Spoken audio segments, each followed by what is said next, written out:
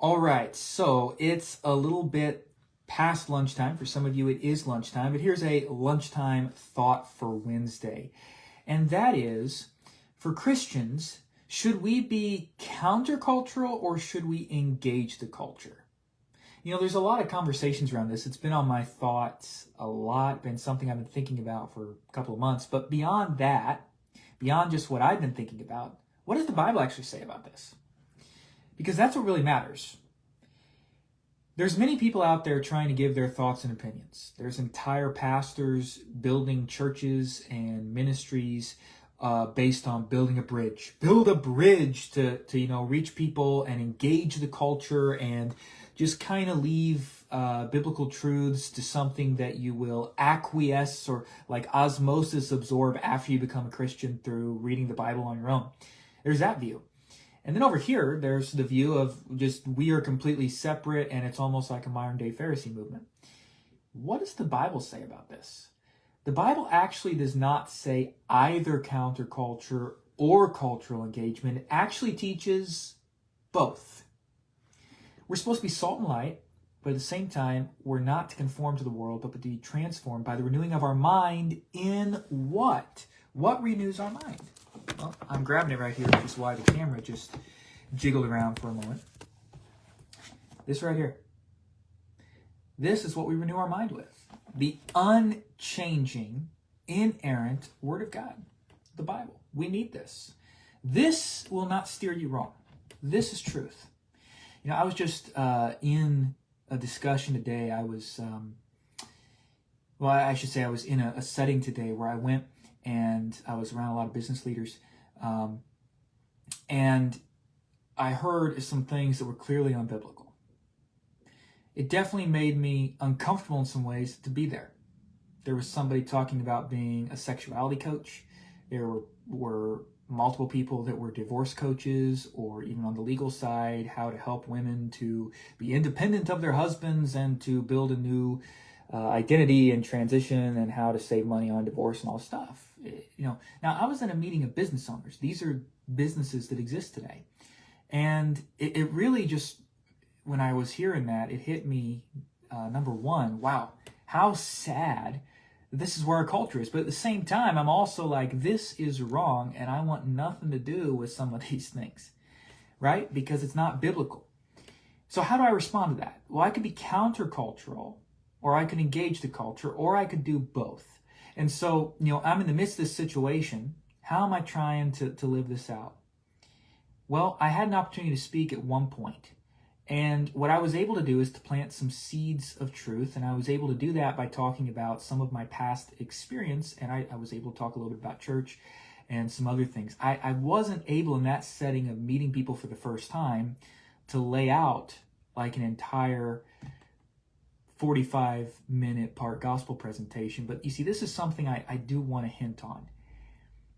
When we look in the book of Acts, there is things that are taking place in the marketplace in addition to the public calls of preaching and repentance. That's why what I'm trying to illustrate here is that it's both and. There are times to publicly call something out and to call people to repentance and faith.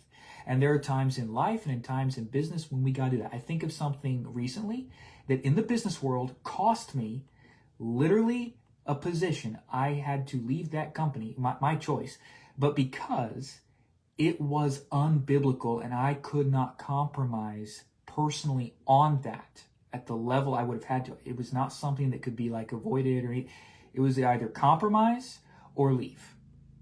I had to take a stand. Now, I did so lovingly, but I also did so clearly.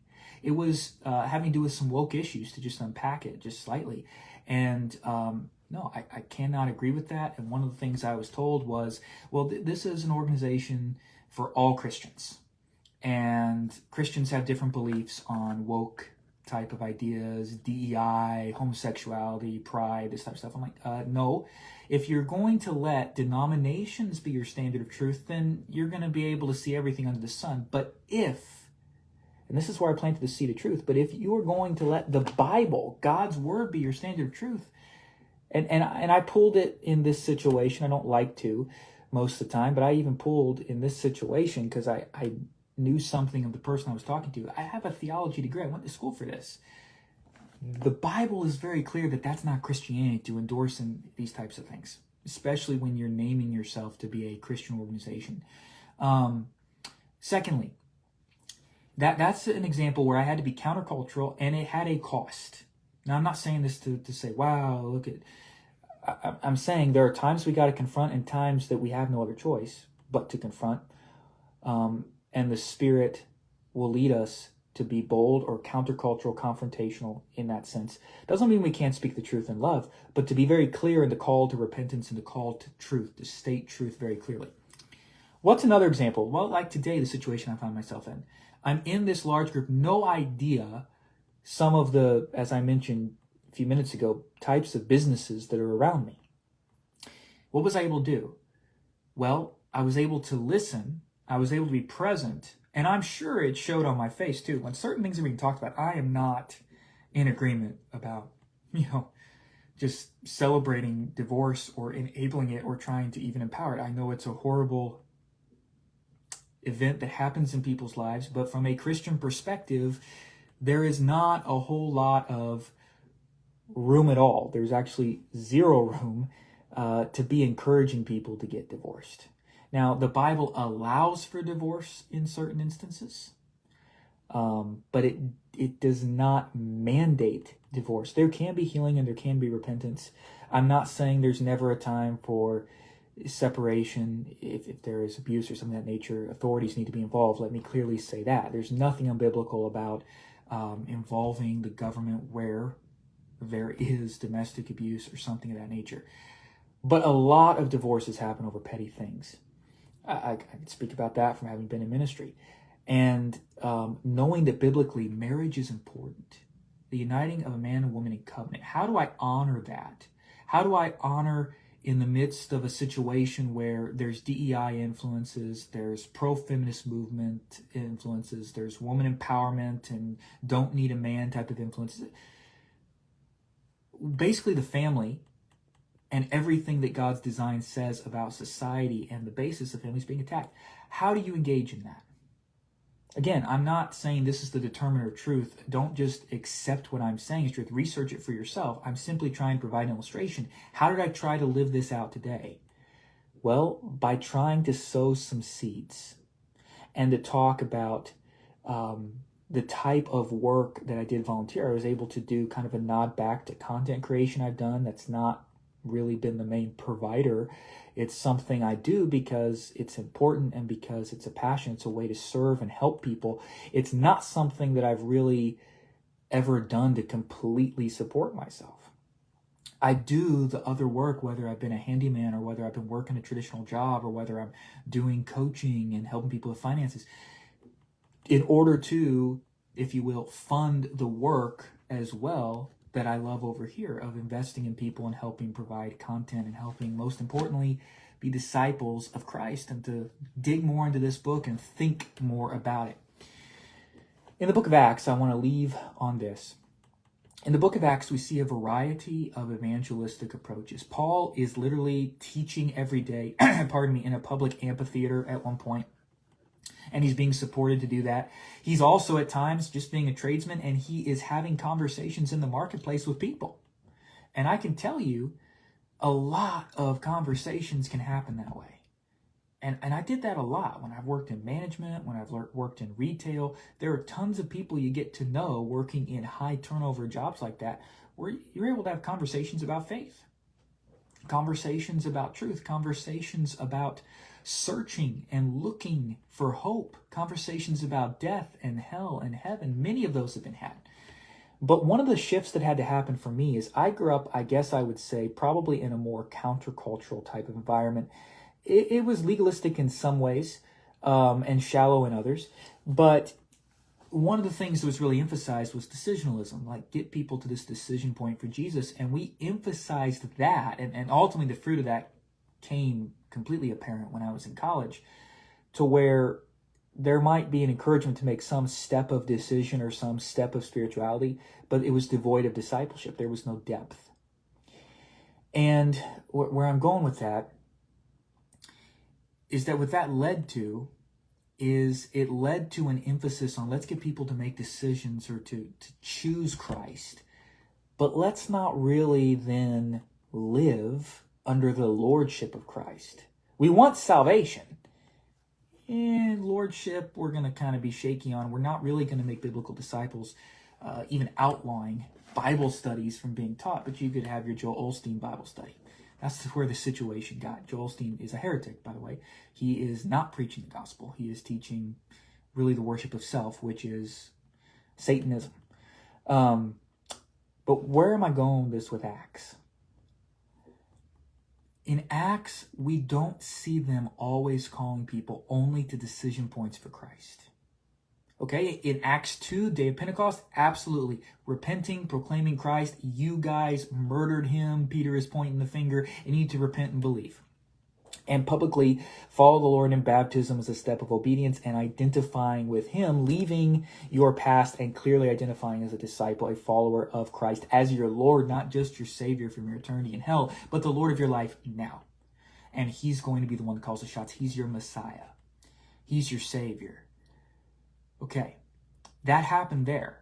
But later on, Paul is in Athens, and he goes up to an Areopagus, and he sows seed, if you will, of interest. And he goes in the much more higher level general sense of talking about God. He sees all this wickedness and all this idolatry around him as he's walking through the city. And then he has an opportunity to go speak. And he stands up and he talks about, I see you're very religious, and they're very intellectual people. They're always searching for something new. And then they have an altar to an unknown God. He uses that as the open door and the segue to talk about the Creator. Okay, so Paul wasn't debating creation evolution. He just clearly was proclaiming the Lord alone is Creator. And not saying there's never a place for debate, but he declares truth and he doesn't even open the door to discussion about it. And then he's moving toward the gospel and pointing toward Christ. There's another time when Paul is in the midst of legalists near the end of the book of Acts, and there's the Pharisees and the Sadducees denying the supernatural, and the Pharisees allowing for the supernatural, at least in certain ways. And we see that today. We see that in professing Christian circles today. There are those who are, if you will, charismatic and non-charismatic, or cessationist and non-cessationist. Bottom line is it kind of boils down to the same thing. Do we believe that God does the supernatural or not, that he can do, or are we relegating him to some intellectualized or even denying certain aspects of the Bible? That's an oversimplification to a degree, but Paul was able to divide that body, the Sanhedrin, that were met to sentence him by pointing to a biblical truth. And by pointing to the resurrection, Sadducees and Pharisees erupted in a huge doctrinal controversy and witch hunt and debate against one another, super angry. Kind of like if you talk about Calvinism, Arminianism, or something, and yet missing the whole point of the gospel.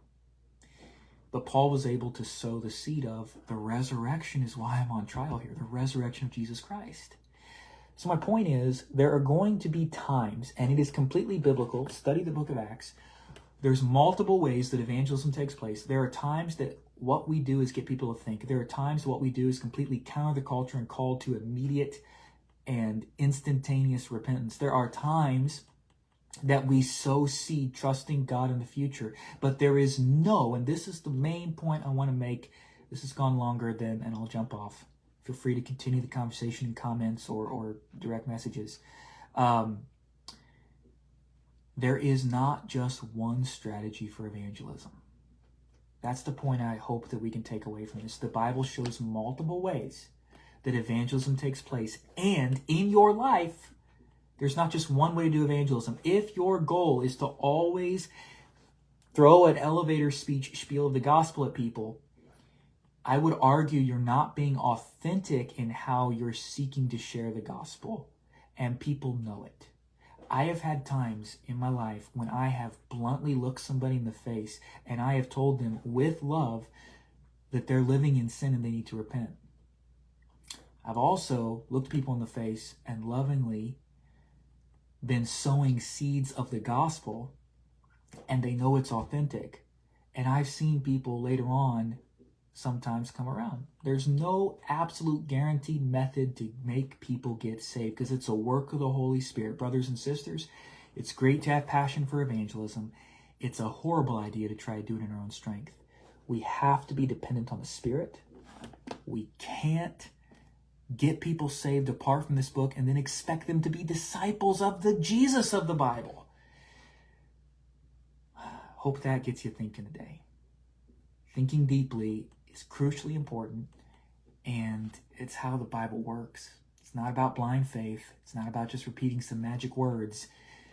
It's about the heart and the mind connecting in worshiping God. And for those of you Christians listening, that's why we struggle. We struggle in different ways, but we tend to struggle at its root. A lot of issues, and I encourage you to reflect on this. We struggle, whether it's with sin or with, I'll just leave it with sin at this point.